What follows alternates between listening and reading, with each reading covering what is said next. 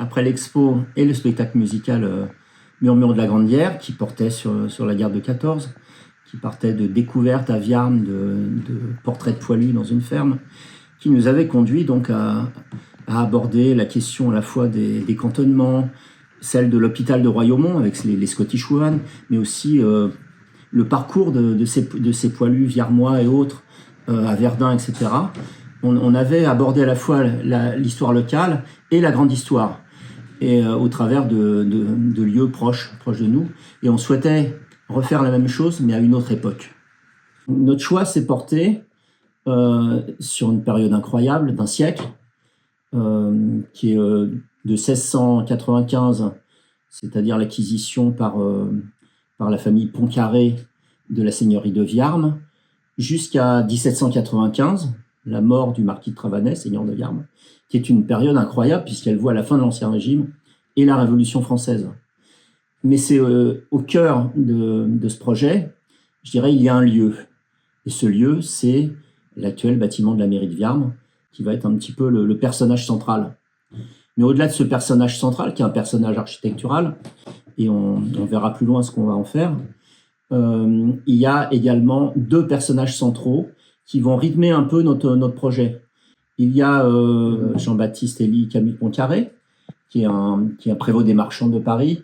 Avant, il est intendant de Bretagne, qui est une noblesse de robe, fortunée, qui va donc être un personnage à la fois important, je dirais, dans l'histoire politique, mais également la figure locale sur Viarmes, et sa famille, puisqu'on a également dans sa famille, on va aborder la fameuse Madame d'Urfé, la sœur de Camille Pontcarré, qui est une alchimiste.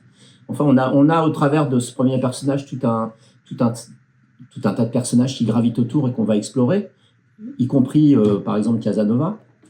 Et puis on a cette deuxième époque qui est après la mort de Camille Pontcarré, qui est l'irruption du marquis de Travanès, qui est issu d'une noblesse très modeste, voire même limite, et qui va avoir une ascension sociale grâce à son mariage avec la famille son alliance avec la famille de Bombelle, avec Jeanne de Bombelle, qui est proche de la famille royale, puisqu'elle est suivante, dame de compagnie de la sœur de Louis XVI. Et donc lui va avoir une ascension sociale à la fois par son mariage, par sa proximité avec le cercle royal, mais aussi par le jeu, puisqu'il va devenir banquier de la reine Marie-Antoinette. Là, on est vraiment à la fin de l'Ancien Régime, et c'est également un spéculateur, proche du duc d'Orléans. Enfin, on a toute une ambiance qui va le conduire à acquérir le château de Viarmes, l'embellir, etc. Et Viarmes, c'est d'abord c'est un lieu de prestige pour lui, mais c'est également un lieu de villégiature. Il y vient avec sa femme, Jeanne de Bombelle, et sa belle-sœur Angélique de Macot. On a des correspondances qui nous parlent de leur vie à Viarmes, elle joue de l'art, par exemple, etc. J'interprète la marquise de Travanay dans cette vidéo et j'y joue de la harpe comme beaucoup de femmes aristocrates de cette époque.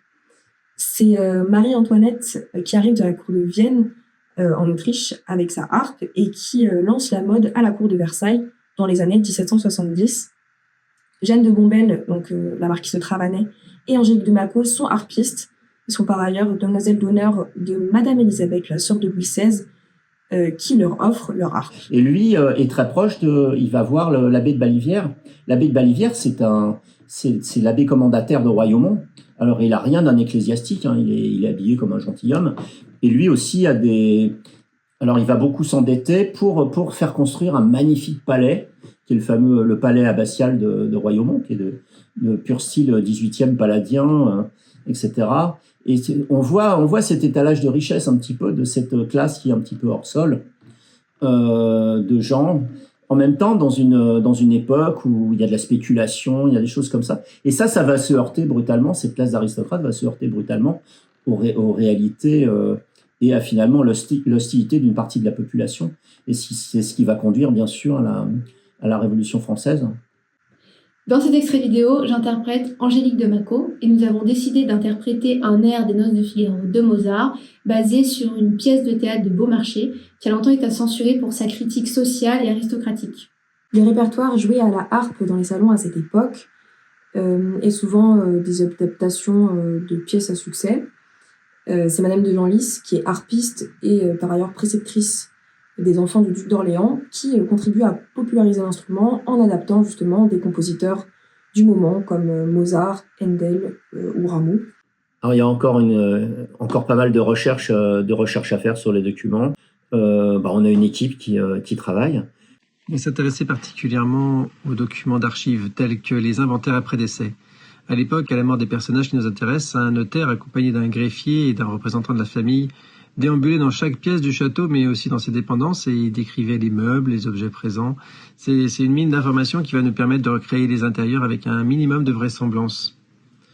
On a aussi un ensemble de plans, et notamment des plans des jardins, qui permettent de reconstituer le cadre du château à l'époque des grands parcs à l'anglaise. On peut voir une vue d'ensemble de ce vaste parc qui va de l'étang sur lequel se trouve maintenant le kiosque, jusqu'à l'orangerie rue Noire. Côté place d'Armes, une grille amputait l'espace public. Sur les plans du XVIIIe siècle, le château, ses dépendances et son parc apparaissent démesurés en regard du village. Nous disposons aussi de portraits de plusieurs personnages. C'est le cas de Camus de Pontcarré et de Travanay qui apparaissent furtivement sur cette vidéo. Ils ont été recréés par l'IA. Et tout ça va aboutir à une belle exposition qui aura lieu au musée d'histoire locale de Viarmes, à une publication. Et puis, comme il y a beaucoup de musique dans cette histoire, un spectacle musical à l'image de ce qu'on a fait pour Murmure de la Grande Guerre, et bien tout ça dans le courant de l'année prochaine, 2026.